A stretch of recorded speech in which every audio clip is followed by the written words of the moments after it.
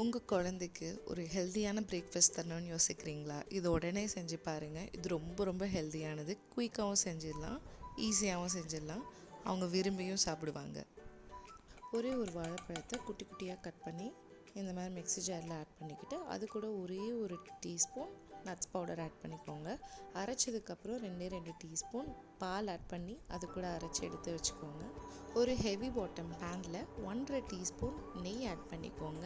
அது கூட அரை கப் ரவை ஆட் பண்ணி ஒரு நிமிஷத்துக்கு மீடியம் ஃப்ளேமில் வாசனை வர வரைக்கும் வறுத்து எடுத்துக்கோங்க. அரை கப் ரவைக்கு 2 கப் பாலும் 2 கப் தண்ணியும் சேர்த்துக்கணும். நீங்கள் பால் ஃபார்முலா மில்க் கூட ஆட் பண்ணிக்கலாம், இல்லைனா நார்மல் மில்க் கூட ஆட் பண்ணிக்கலாம். நான் இதில் யூஸ் பண்ணது பசும்பால் தான். கட்டி இல்லாமல் நல்லா மிக்ஸ் பண்ணி எடுத்துக்கோங்க. நார்மல் ரவையும் எடுத்துக்கலாம், இட்லி ரவாவும் எடுத்துக்கலாம். இப்போ நான் யூஸ் பண்ணுறது இட்லி ரவா தான். பிரேக்ஃபாஸ்ட்டுக்கு இது கொடுக்கலாம், ஆனால் இது நீங்கள் டின்னருக்கு கொடுக்கணுன்னு நினச்சிங்கன்னா ஒரு 6-6:30க்கு முன்னாடியே கொடுத்து முடிச்சிருங்க.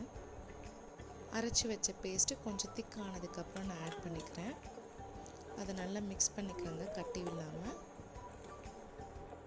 உங்களுக்கு இந்த சமயம் தண்ணி கொஞ்சம் தேவைப்பட்டால் கொஞ்சம் கூட ஆட் பண்ணிக்கலாம்.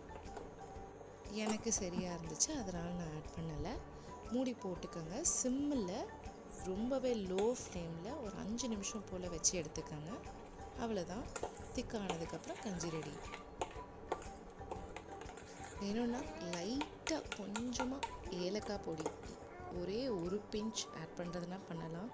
என் குழந்தைக்கு அந்த ஏலக்காய் பிடிக்கலை, அதனால் நான் போடலை.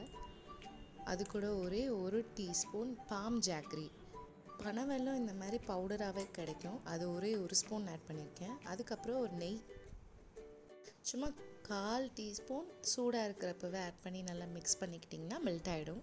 இந்த ரெசிபி பிடிச்சிருந்ததுன்னா ப்ளீஸ் சப்ஸ்கிரைப்.